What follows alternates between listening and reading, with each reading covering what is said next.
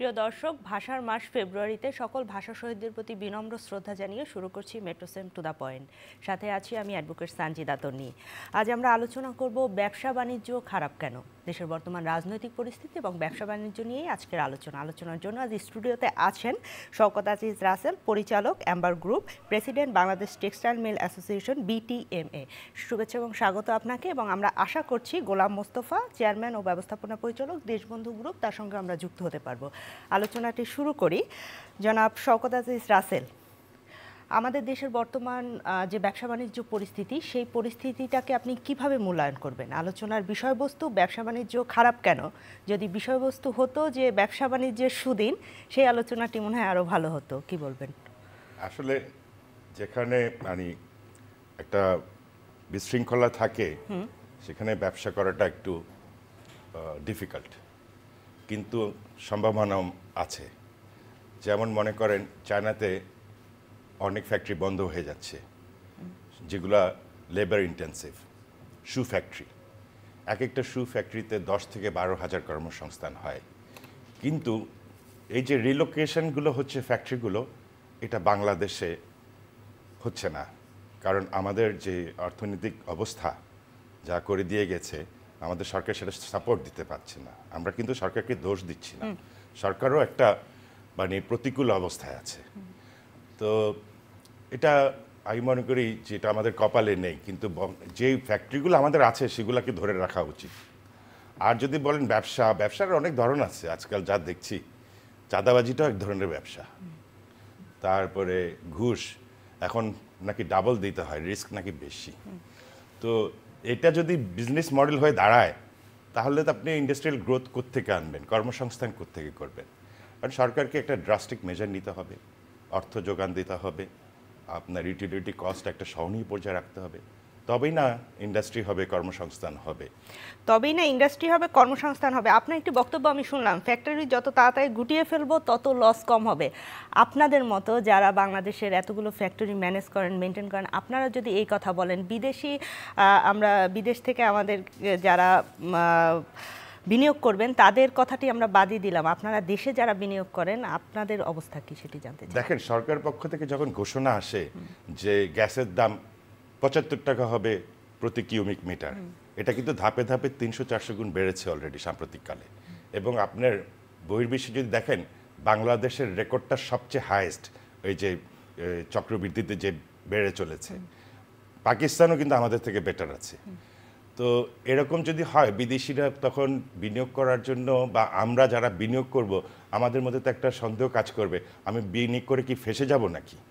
আসলে তো তাই। তার মধ্যে আবার কি পুরনোদের জন্য এক রেট, নতুনদের জন্য এক রেট। তাহলে কি আপনি আমাদেরকে বলে দিচ্ছেন যে নতুন রেটে আপনাকে ব্যবসা করতে হবে, আপনি জেনে শুনে করেন? তার মানে না করাটাই বেটার। তাহলে ঠিক আছে, পুরানো ইন্ডাস্ট্রিগুলোকে সাপোর্ট দেন। সরকার থেকে একটা ক্লিয়ার কাট ঘোষণা থাকতে হবে যে এত বছরের জন্য আমার গ্যাস রেট অপরিবর্তিত থাকবে। সরকার চাইলে অনেক কিছুই করতে পারে। রেট আমরা যখন ব্যবসা করি, আমরা যখন আন্তর্জাতিক বাজারে ব্যবসা করি, আমরা কমিটমেন্ট প্লেস করি। কিছু সময় লাভ হয়, কিছু সময় লস হয়, এই দুটো সমন্বয়ই ব্যবসা। আর আমাদের তো এই মুহূর্তে কর্মসংস্থান খুব বেশি ইম্পর্টেন্ট। এই যে রাস্তাঘাটে মাস্তানি, চাঁদাবাজি, এগুলো হচ্ছে কর্মসংস্থান নেই বলে। তো সেটা তো আমরাই পারবো একটা। এখন দেখেন, সরকার যখন পলিসি করে তখন আমাদেরকে ওই পলিসি রিফর্মে বা আলোচনাতে আমাদেরকে ডাকে না। এইসব প্রাইস বৃদ্ধি হচ্ছে, কমছে। আজকে এক পত্রিকায় দেখলাম যে বিজনেস একটা কি ফোরাম বা অ্যাসোসিয়েশন হচ্ছে, বা গভর্নমেন্ট একটা গ্রুপ করেছে যেখানে ব্যবসায়ীদের সাথে ডায়লগ করবে, কিন্তু দেখা গেছে ওখানে একটা গাড়ি ইম্পোর্টার ওখানে পরামর্শ দিতে যাবেন, যেখানে লার্জেস্ট স্টেক হোল্ডার হচ্ছে Bangladesh Textile Mill Association, followed by BGMEA অথবা BKMEA। আমাদের ওখানে উপস্থিতি নেই, আমাদের উপস্থিতি কাম্যও নয় তাদের কাছে। তো এভাবে যদি চলতে থাকে, তাহলে আমি তো বুঝছি না আমরা কোন দিকে অগ্রসর হচ্ছি। কিছুটা হতাশার কথা বলছেন। কোন দিকে অগ্রসর হচ্ছে বাংলাদেশের ব্যবসা বাণিজ্য, সেটি নিয়ে আলোচনা করব। গোলাম মোস্তফা, আপনি কি আমাদেরকে শুনতে পাচ্ছেন? আমাদের সঙ্গে যুক্ত আছেন? জি হ্যালো,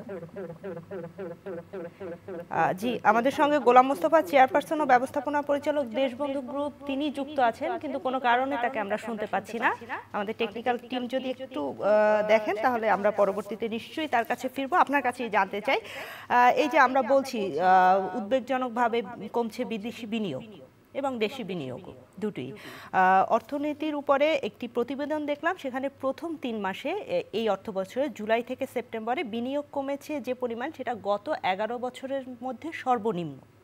বিনিয়োগের কি অবস্থা দেখছেন? বিনিয়োগ যে আপনি করবেন, বিনিয়োগের জন্য আপনাকে কিছু প্রতিশ্রুতি সরকার থেকে আসা উচিত।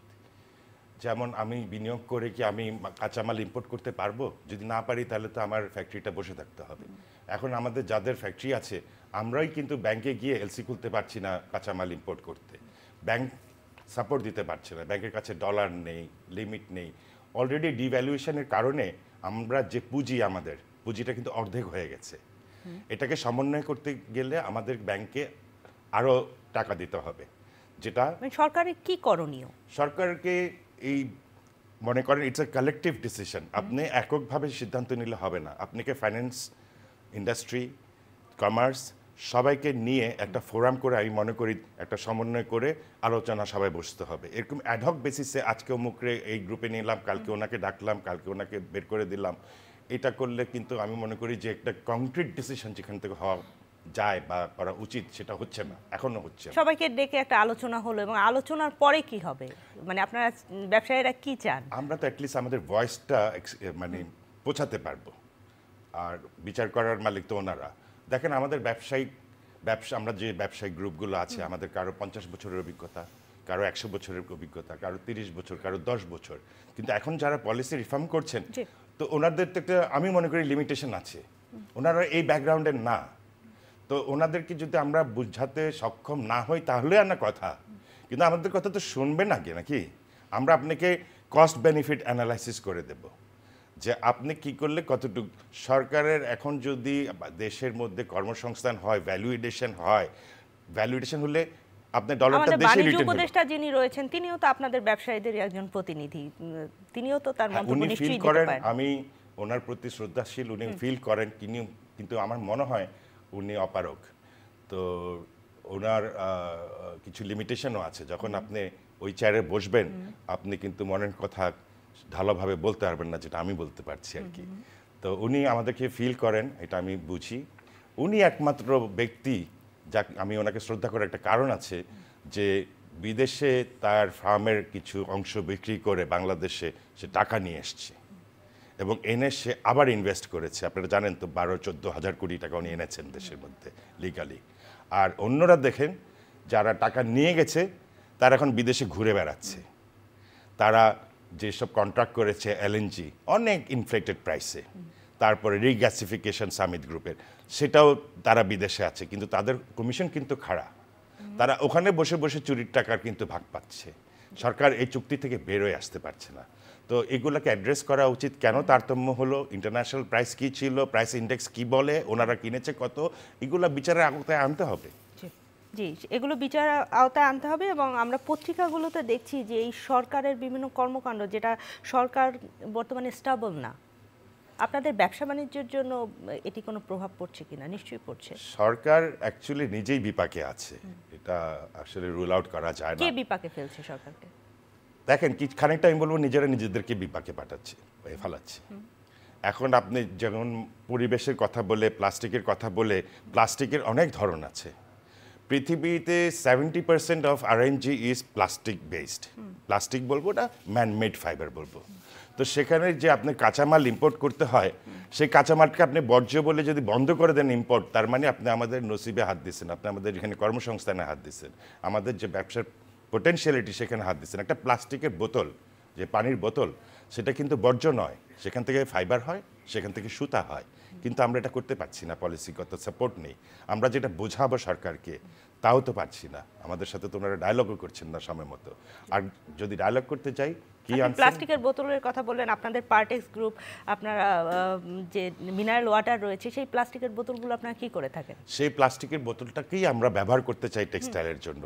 খুব কষ্ট লাগে যখন আমরা রেজিন কিনে নিয়ে আসি, মানে ফাইনাল প্রোডাক্টটা কিনে আসি।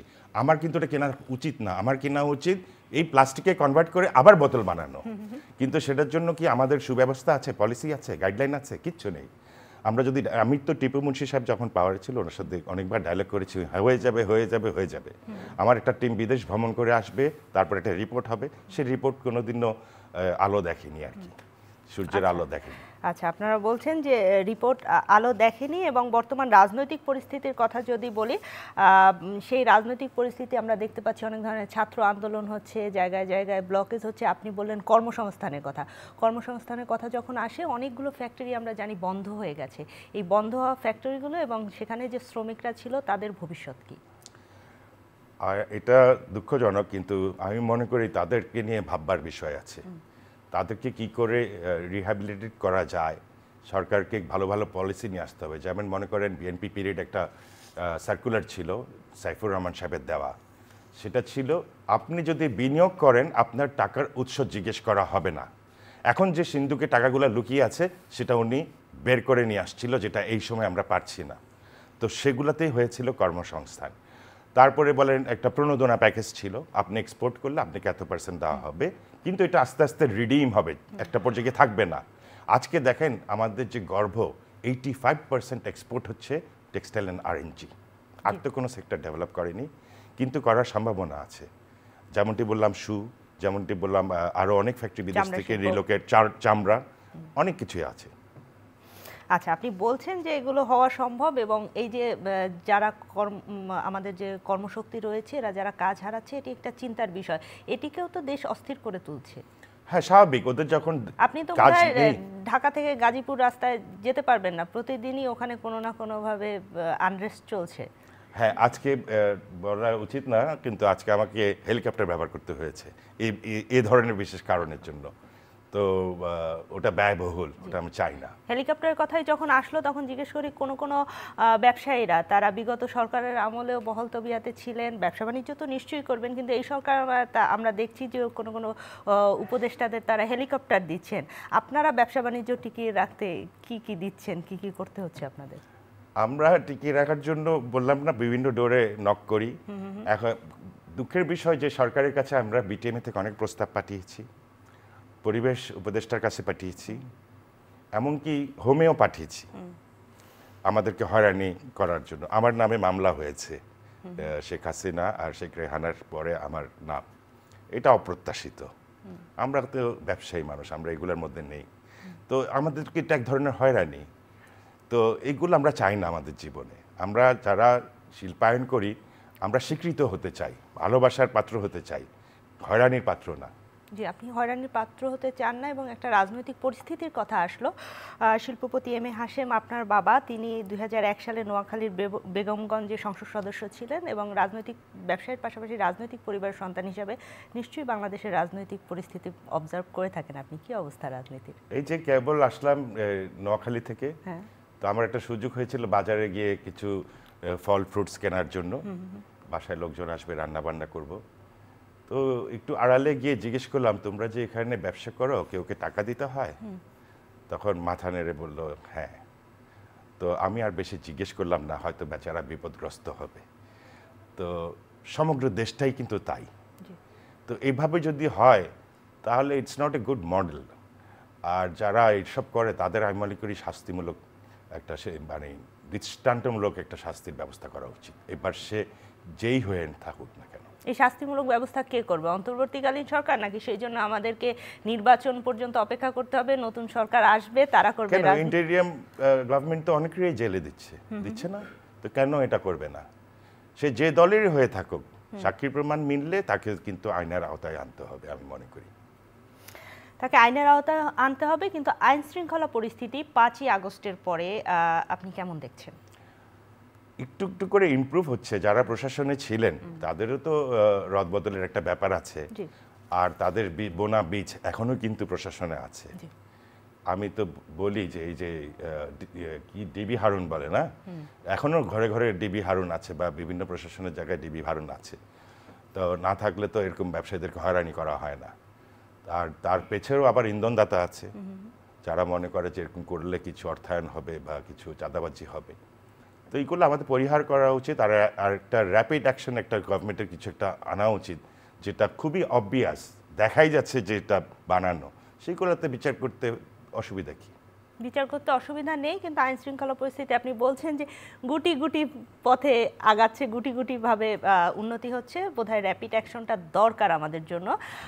পাশাপাশি আমি ঋণ খেলাপিদের সম্পর্কে জানতে চাই। আপনারা তো বিভিন্ন জায়গায় যান, বিভিন্ন ব্যাংকের সঙ্গে সম্পৃক্ত, আপনারা জানেন যে বাংলাদেশে কি পরিমাণে ঋণ খেলাপি রয়েছে এবং আর্থিক প্রতিষ্ঠানগুলোর ঋণ খেলাপি বেড়ে 22,163 কোটি টাকা হয়েছে। এটা আজকের রিপোর্ট আমি দেখলাম, যা মোট ঋণের 35.52%। ব্যাংকগুলোরও ঋণ খেলাপি বাড়ছে প্রতিদিন। কি বলবেন? আমি দেখেন, এই যে ঋণ খেলাপি, এখানে দুটা সংজ্ঞা আছে, যে আপনি উইলফুল ডিফল্টার নাকি আপনি বিপদগ্রস্ত হয়ে ডিফল্ট করেছেন। তো সেখানে দেখা যাচ্ছে দুজনের দায়িত্ব, একটা হচ্ছে যে লোন নিয়েছে আর একজন লোন দিয়েছে। কিন্তু আপনি কখনো দেখেছেন যে লোন দিয়েছে তার কোনো জবাবদিহিতা হয়েছে? হয়নি। লোন যে নিয়েছে তাদের বিপদ। এখন আমার যদি ফ্যাক্টরিতে লাগে ওয়ার্কিং ক্যাপিটাল 30 কোটি টাকা, আমি যদি 300 নিয়ে থাকি তাহলে আই এম এ ক্রিমিনাল, আর আমাকে যে দিয়েছে সেও ক্রিমিনাল। তাদের দুজনকে বাংলাদেশে 30 কোটি টাকা লোন নিলে যে নিয়েছে তার বিপদ, 300 কোটি টাকার লোন নিলে তো তার বিপদ না, ব্যাংকের বিপদ। এখন আমার একটা বড় ভাই আছে, মাসুদ নাম, সে যোগ করে আমাকে বলে, যার যত লোন সে তত স্বচ্ছ। এটা দুঃখ থেকে বলে। আমরা যারা প্রকৃতভাবে ব্যবসা করি, এই ওদের লোনের বোঝা কিন্তু আমরাই টানছি। আমরা এই যে হাই ইন্টারেস্ট রেট দিচ্ছি আমরা, এটা ওদের দেওয়া লোনকে কম্পেনসেট করার জন্য, মেকআপ করার জন্য। তো ওদেরকে লোন দিল কে, নিল কে, তার দরকার ছিল কতটুকু লোন, তাকে দেওয়া হয়েছে কত লোন, এগুলোর জন্য পুরো রিংটাকে আপনি আইনের আওতায় আনতে হবে। জি, আমরা একটা শ্বেতপত্র দেখেছি যে এখানে অনেক ঋণ খেলাপিদের নাম এসেছে, কিন্তু ব্যবস্থাটা কি সেইভাবে নেওয়া হচ্ছে? কই দেখি না তো। আপনার বাংলাদেশ ব্যাংক থেকে নাকি সুইচ টিপে $1 বিলিয়ন চলে গেছে, কই একটা কর্মকর্তার কিছু হয়েছে? আমি তো দেখিনি। তারপরে ওই টাকাটা কার? রাজকোষের টাকা যদি চুরি হয়ে যায়, এর থেকে বড় শেম একটা দেশের জন্য আর কিছু হতে পারে না। আর এটা কোনোদিনও হ্যাকিং আওতায় পড়ে না। এখানে অনেক ফ্যাক্টর আছে যেখানে এটা সম্ভব না। তো এটা সম্ভব হয়েছে, ওদের একটা সহযোগিতা ছিল বলে মনে করি আমি। মোটা দাগে এটিকে হ্যাকিং বলা হচ্ছে এবং এক ধরনের হ্যাকিং বলে কি সরিয়ে রাখা হচ্ছে কাউকে? হ্যাঁ, এগুলো সুন্দর সুন্দর শব্দ ব্যবহার করে তারা কিন্তু অ্যাভয়েড করে দেয়। এই যে আপনাকে বললাম যে আমরা যে প্রস্তাব দেই, এগুলো ওনারা ফাইলে ফেলে রাখেন, আলমারিতে ঢুকায় ফেলায়। আমি এই টিভির মাধ্যমে বলবো, আমাদের প্রস্তাবগুলো উত্তর দিতে হবে, একটা টাইম বেঁধে দেওয়া উচিত, যে আপনার থেকে এই অ্যাসোসিয়েশন এই দাবি করেছে, যেটা যদি লজিক্যাল না হয় আপনি আমাদের উত্তর দিতে হবে। আপনি জবাবদিহিতার আন্ডারে থাকবেন না, আমরা সবাই থাকবো, এটা হয় না। দুনো পক্ষ শুড বি অ্যাকাউন্টেবল। আপনি বিটিএম এর প্রেসিডেন্ট। আপনাদের যে গার্মেন্টস, বর্তমানে টেক্সটাইল ইন্ডাস্ট্রি রয়েছে, এই টেক্সটাইল ইন্ডাস্ট্রিতে কি পরিমাণে কারখানা বন্ধ হয়েছে? গার্মেন্টসে বেশি হয়েছে। আমাদের বন্ধ হচ্ছে, গ্যাস পাওয়া যাচ্ছে না সময় মতো। আর গত বছর 2024 সালে আমরা 2.7 বিলিয়ন ডলার সুতা ইম্পোর্ট করেছি। এই যে সুতাটা আমরা ইম্পোর্ট না করে যে এখানে যদি করতাম, যেটা আমাদের ক্যাপাসিটি পারমিট করে, তাহলে কিন্তু এতগুলো পরিমাণ সুতার জন্য অনেক লক্ষ লক্ষ কর্মসংস্থান হতে পারত। আর তুলার থেকে যখন আপনি সুতায় যাচ্ছেন, একটা ভ্যালু এডিশন হতো, সেটাও কিন্তু আপনার দেশে রিটেইন করতো, ডলারগুলো আমাদেরই হতো। কিন্তু আমাদের ব্যবস্থা না। আমি চিঠি দিয়েছি বিভিন্ন মন্ত্রণালয়ে যে লাইন পোর্টে সুতা ইম্পোর্ট বন্ধ করে দাও, যেটা ছিল আগে। আমরা সাইফুর রহমান সাহেবের কাছে একদিন দুপুরে ওনার বাসায় গিয়েছিলাম বন্ধের দিন, আমাদের টেক্সটাইল অ্যাসোসিয়েশনের যারা মুরব্বী যারা ছিলেন, যে স্যার আমাদের সুতা ইম্পোর্ট ইন্ডিয়া থেকে কোনো আপত্তি নেই, 12-13 দিন লাগে সি পোর্টে আসুক, কিন্তু ল্যান্ড পোর্টে কিন্তু এটার সুতাটা কি মোটা চিকন কোয়ান্টিটি কিছুই কিন্তু খেয়াল করা যায় না। এখানে 2 টনের এলসি দেওয়া হয়, আসে 15 টন। তো এগুলো আপনি কি করে ধরবেন? আমি আজকে যে পরিসংখ্যানটা আপনাকে দিয়েছি, যদি আপনি ইলিগাল ট্রাফিকিং ধরেন বা তাহলে এটার পরিমাণ অনেক বেশি। তো লাইন পোর্টটা বন্ধ করে দিলেই হয়, আগে তো বন্ধ ছিল। এটা তো ফেসিবাদ সরকারই খুলেছে। এখন ওনাদের বয়স হয়েছে প্রায় 6 মাস। 6 মাস লাগে এরকম সিদ্ধান্ত নিতে? আমি তো মনে করি না। সাইফুর রহমান সাহেব যদি একদিনে একবেলা সিদ্ধান্ত নিতে পারে, পরের দিন এসআরও করতে পারে, ওনাদের 6 মাস লাগানো উচিত। জি, ওনাদের কোনো সিদ্ধান্ত অবশ্য 6 মাস লাগে না, যেমন ভ্যাট বৃদ্ধি। কি বলবেন, আপনাদের গ্যাসের দাম বৃদ্ধি করছে এবং ভ্যাট বৃদ্ধি হচ্ছে, সেই বিষয়টাকে কিভাবে দেখছেন? সেটা আপনার ভ্যাট আপনাকে কি করে, আপনি যে বৃদ্ধি করবেন এটা কিন্তু কনজিউমারের উপরে বর্তায়। তো এটা অ্যাজ ইট ইজ আমরা কিন্তু ক্রয় ক্ষমতার বাইরে চলে যাচ্ছি। মানে এই ভ্যাট বৃদ্ধি করে কি অর্থনৈতিক গতি আনা সম্ভব? আমি মনে করি এটা ওনাদের মডেল হওয়া উচিত না। এটা একটা মানে কিছু যদি আপনি নাই পারেন, আপনি যদি অপদার্থ হয়ে থাকেন, তাহলে এই লাইনে হাঁটা উচিত। কিন্তু আরও কিছু এভিনিউস আপনাকে আনতে হবে যেখানে আপনি অর্থায়ন বা বিদেশ থেকেও তো আপনার অর্থ আনা যায়। তো ওই সব জায়গায় ফোকাস করেন না কেন? আপনার এখন বহির্বিশ্বে বলছে তুমি বর্জ্য ব্যবহার করে তুমি যদি ফিনিশ প্রোডাক্ট বানাও, আমি তোমাকে প্রিমিয়াম দেব, আমি তোমাকে বাড়তি রেটে কিনবো। কিন্তু সেই সুব্যবস্থা আমাদের দেশে নেই, সেই পলিসিগুলো আমাদের নেই। পুরো বহির্বিশ্ব $100 বিলিয়ন অ্যালোকেট করে এই সব কাজের জন্য, যেটা থেকে আমরা পুরোই বঞ্চিত। আপনি রিসাইকেলের কথা বলছেন এবং রিসাইকেলের মাধ্যমে যে অন্যান্য দেশগুলো যেভাবে আগায় সেইভাবে আগানোর একটা কথা বলছেন, সেই পলিসি নিয়ে কথা বলবো। প্রিয় দর্শক, আমরা আছি মেট্রো সেম টু দ্য পয়েন্টে। অনলাইনে আমাদের সঙ্গে যুক্ত থাকুন। আমরা আছি চ্যানেল আইয়ের ফেসবুক এবং ইউটিউবে। জি, আমরা বলছিলাম বিদেশি বিনিয়োগের কথা বলছিলাম, রিসাইকেলের কথা বলছিলাম, এবং নতুন একটি জিনিস আমি দেখলাম, বাংলাদেশে উন্নয়ন সহযোগিতা বন্ধ করছে সুইস সরকার। পাশাপাশি আমেরিকার USAID তাদেরও অনেক প্রজেক্ট আছে বাংলাদেশে, সেগুলো বন্ধ হয়ে যাচ্ছে। এগুলোর প্রভাব কি বাংলাদেশে? হ্যাঁ, দে আর লুজিং কনফিডেন্স ইন আস। আমাদের উপরে যে তাদের আস্থা, সেটা তারা হারিয়ে ফেলছে। আপনি যদি পদে পদে ভ্যাট বাড়ান, গ্যাসের দাম বাড়ান, আপনার কোনো পরিকল্পনা না থাকে, দেখেন ইলেকট্রিসিটি প্রাইস কিন্তু ডিপেন্ড করে অনেক কিছুর উপরে। এটা আপনি হেভি ফিউল দিয়ে প্রোডাকশন করছেন, নাকি কোল দিয়ে করছেন, নাকি LNG দিয়ে করছেন, না CNG দিয়ে করছেন, নাকি ন্যাচারাল গ্যাস দিয়ে করছেন। সিদ্ধান্ত নেবে তো সরকার। এখন সরকার এইসব জায়গায় উপযোগী সিদ্ধান্ত নেয়নি বিগত কালে। আমাদেরকে এখন LNG নিয়ে এনে দামটা বাড়িয়ে দিচ্ছে। দামটা বাড়ালে কি হবে? ফ্যাক্টরি বন্ধ হবে, একের পর এক বন্ধ হবে, কর্মসংস্থান হারাবে।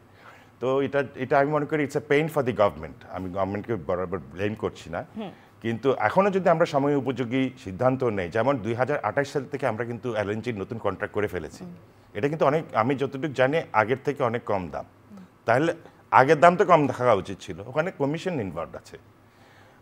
তো আমরা যদি মেনেই নিই 2028 থেকে যে আমরা LNG আনবো, তাইলে আমার নতুন কূপের সম্ভাবনা কই? নতুন কূপের যে কন্ট্রাক্টগুলো কই? আমরা তো ড্রোন কিনছি, মিগ কিনছি, মিসাইল কিনছি ভাঙ্গা ইকোনমিতে। আমাদের তো আমি মনে করি যে এখানে আরও বেশি কনসেন্ট্রেট করা উচিত। তো এগুলো আমাদের যখন আমরা ব্যবসায় আমাদের কষ্ট লাগে আর কি। আপনার কষ্ট লাগে, অনেক বিষয় হয়তো আপনি বলতে চান কিন্তু বলছেন না, সেরকম মনে হচ্ছে। কি বলবেন এই অবস্থা থেকে উত্তরণের উপায় কি? আমাদের নতুন ব্যবসার সম্ভাবনা কি আছে? আমি সরকারকে ডিরেক্টলি বলতে চাই, আপনাদের বড় বড় সিদ্ধান্ততে কস্ট বেনিফিট অ্যানালিসিসটা করে নেবেন। আমরা অনেক সময় ফ্যাক্টরি চালু রাখি লস হলেও, কারণ লস চালু থাকলে লস কম হবে, আর বন্ধ হয়ে গেলে লসের পরিমাণ বেড়ে যাবে। তো সরকারও চিন্তা করতে হবে যে হ্যাঁ, কিছুটা যদি আমি সাপোর্ট দিয়েও, আপনি পেনিসিল দিয়েও যদি বাঁচায় রাখতে পারি, আমার কস্ট কমে আসবে, লসের পরিমাণ কমে আসবে। কিন্তু বন্ধ করে দিলে তো পুরোটাই লস হয়ে যাবে। আর আপনার একটা ফ্যাক্টরি বন্ধ হয়ে গেলে ওনাকে আরেকটা CIB-তে, এগুলো আমি মনে করি যে এগুলোতে ওনাদের চিন্তা ভাবনা করে ডিসিশন নেওয়া উচিত। আপনি বলছেন যে আরও কনসেন্ট্রেট করা উচিত, ডিসিশন নেওয়া উচিত। বর্তমান রাজনৈতিক পরিস্থিতি নিয়ে জানতে চাই। এর আগেও একবার আপনার কাছে জানতে চেয়েছিলাম, এই যে ছাত্ররা, বৈষম্য বিরোধী ছাত্ররা, তারা নতুন দল করছে এবং ছাত্র এবং তরুণদের নতুন রাজনৈতিক দল গঠনে মদত যোগাচ্ছেন অন্তর্বর্তীকালীন সরকার, যেটি তাদের কাজ নয়, অনেক রাজনীতিবিদরা মনে করেন, যেগুলো আমরা পত্রিকাতে দেখছি। আপনি কি মনে করেন? আমি এটা যদি আমার সন্তান হয়ে থাকে, আমি মনে করি তাকে পড়াশোনা করাটা উচিত এবং পড়াশোনা শেষ করে আসা উচিত যে কোনো কিছুতে হাত দেওয়ার আগে। তবে স্টুডেন্ট পলিটিক্স কিন্তু কোনো বাধা নেই তাদের পলিটিক্স করবার জন্য, কিন্তু তারা যদি দল আর দেশ পরিচালনায় নামতে চায় তাদের একটা কম্পিটেন্সি এবং একটা level of education is required. যদিও পলিটিক্সের কোনো বাইন্ডিং নেই আপনার পড়াশোনার, তো তাহলে তারও পড়াশোনার থেকে আমি করি লাইনচ্যুত হয়ে যাচ্ছে। আমি ডিসকারেজ করি না, তবে এটা একটা ডিফারেন্ট সিদ্ধান্ত হবে। আমি এটা এখনো বুঝবার বিষয় আছি মনে করি। নতুন একটা রাজনৈতিক দলের পাশাপাশি আমি যদি বলি নির্বাচনের কথা প্রচুর আসছে এবং সেখানে হচ্ছে বিএনপি সহ তাদের যে অঙ্গ সংগঠন জোটগুলো রয়েছে তারা নির্বাচনের জন্য রূপরেখা চাচ্ছে, তারিখ চাচ্ছে। অন্তর্বর্তীকালীন সেই সরকার সেই তারিখটি দিচ্ছে না, আপনি কি মনে করেন কেন দিচ্ছে? আমি মনে করি তারিখটা আসা উচিত। আমরা যখন রোজার মাস আসে আমরা জানি যে আমাদের বুট লাগবে, গম লাগবে, ভুট্টা লাগবে, আমরা একটা প্ল্যানিং করতে পারি। ঈদের তারিখ যদি আমি জানতে পারি, হয়তো ব্যবসায়ীদের জন্য দরকার, আপনারাও তো বছরব্যাপী সেটাই আমি আসছি ওখানে। আমি যদি ঈদের ডেটও জানি, তো আমি যদি ইলেকশনের ডেট জানি, আমার একটা প্রস্তুতি হবে সেরকম ভাবে। তো সেটা বোধহয় এখন সংস্কার চলছে, তবে ওনারা যদি কোয়ান্টিফাই করতে পারে যে সংস্কারের পরিমাণ কত আর কতদিন টাইম লাগবে, জনগণকে জানিয়ে দিলে আমি মনে করি ভালো। জি, এই বছরের শেষার্ধে কিংবা আগামী বছরের মাঝামাঝি নির্বাচন হবে, সেরকম একটি কথা আমরা শুনতে পেয়েছি অন্তর্বর্তীকালীন সরকারের প্রধান। তিনি বলেছেন আগামী বছরের মাঝামাঝি যদি আমরা ধরি জুন মাসে বাংলাদেশে গরম থাকে, কখনোই নির্বাচন হয় না, সেটি কি তাহলে টেনে আগামী বছরের শেষে যেতে পারে, 26-এর শেষে নির্বাচন হতে পারে? দেখেন, এটা একটা কঠিন প্রশ্ন। আমি এতটুকুই লিমিটেড থাকতে চাই যে সময়টা যখনই হোক ওনাদের একটা ঘোষণায় আসা উচিত। 1 বছর হোক, 2 বছর হোক, 3 বছর হোক, আমি জানি না, তবে একটা ঘোষণা থাকা উচিত। ব্যবসা বাণিজ্য খারাপ কেন, এই জায়গা থেকে আমরা শুরু করেছিলাম। ব্যবসা বাণিজ্য ভালো হওয়ার জন্য কি কি করা দরকার এবং বাংলাদেশের ব্যবসা বাণিজ্যের কি কি সম্ভাবনা দেখেন আপনি? এখন ব্যাংকের যে তারল্য এটা বাড়াতে হবে, আর আপনাকে utility cost of doing business এটাকে আপনাকে যত মিনিমাম করে রাখা যায়। এখন যদি আপনি এদের উপরে লোড দিয়ে দেন তাহলে পার্শ্ববর্তী দেশ কিন্তু উপকৃত হবে। আমরা তাদের সাথে কস্টিংয়ে পারবো না, অ্যাজ ইট ইজ আমরা পারছি না, হিমশিম খাচ্ছি। আমার জানা মতে আগামী 6 মাসের মতো ইন্ডিয়া থেকে সুতা বুকড, মানে যারা আরএমজি করেন, গার্মেন্টস করেন, তাদের কিন্তু কেনা হয়ে গেছে এবং পর্যায়ক্রমে তারা ডেলিভারি নিচ্ছে আর কি। কিন্তু আমাদের লোকাল মিলগুলো একের পর এক বন্ধ হয়ে যাচ্ছে বা শ্রিঙ্কিং, আপনার প্রোডাকশন কমিয়ে দিচ্ছে। তো এটা কিন্তু একটা আইডিয়াল সিচুয়েশন না। আইডিয়াল সিচুয়েশনে যেতে হবে, তখন ব্যবসা বাণিজ্য ভালো হবে। নতুন ব্যবসার কোনো সম্ভাবনা দেখেন কিনা? অনেক সম্ভাবনা আছে। আমি আপনাকে আগেই বলেছি, শু ফ্যাক্টরি একটা জায়গা, লেদার ফ্যাক্টরি একটা জায়গা, প্লাস্টিকের ম্যানমেড ফাইবার যেটা পৃথিবীর 70% অকুপাই করে, সেখানে আমাদের কোনো ফুটিংই নাই, মানে আমাদের ফুটপ্রিন্ট নাই বললেই চলে। এগুলো সম্ভাবনার জায়গা। আরও অনেক সেক্টর আছে। এখন গাড়ি একটা ব্যয়বহুল জিনিস, গাড়ি ইম্পোর্টার যদি আমাদের নেতৃত্ব দেয়, আপনার কাছে টাকা হলে আপনি গাড়ি কিনবেন, তাই তো?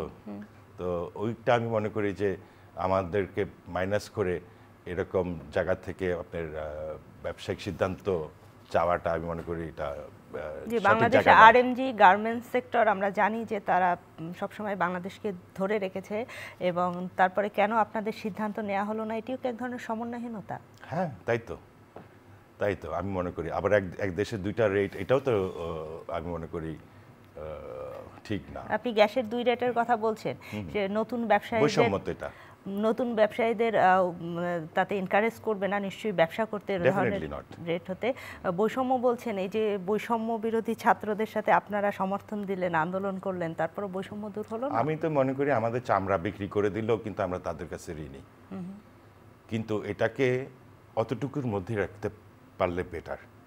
ওনারা যদি কোনো কারণে ম্যালাইন হয়ে যায় বা বদনামের ভাগিদার হয়ে যায়, অনেক সময় ভালো কাজ করেও বদনাম হয়, তাহলে এটা কিন্তু ওনারা যে আজকে সুফলটা এনে দিয়েছেন, দেশটাকে বাঁচিয়েছেন, রক্ষা করেছেন, এই যে গুডউইলটা এটা ধরে রাখার একটা, মানে এটা যাতে হারিয়ে না যায়, এটার জন্য আমি একটু ভীতস্ত আর কি। একেবারে অনুষ্ঠানের শেষ পর্যায়ে এসেছি। শেষ প্রশ্নটি, আমরা সরকারের কথা বললাম, যারা কর্মসংস্থান হারিয়েছে তাদের কথা বললাম, ব্যবসায়ীদের দায়িত্ব কি? ব্যবসায়ীদের দায়িত্ব হচ্ছে ব্যবসা করা, আর সরকারের দায়িত্ব হচ্ছে ব্যবসা করার জন্য একটা শৃঙ্খলা তৈরি করে দেওয়া। এই দুটোর সমন্বয় কিন্তু সাকসেস।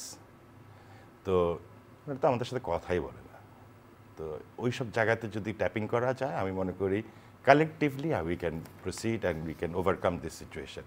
আমি আগেই বলেছি আমরা এখন খুব ভালো একটা সম্ভাবনার জায়গায় আছি। আমাদের এখানে ইনভেস্টমেন্টের জন্য ওরা ব্যস্ত, কিন্তু যখনই শুনে হঠাৎ করে এটার দাম বেড়ে যায়, ওটা তো ফাইন্যান্সিয়াল প্ল্যানিং করতে পারবে না। পারবে?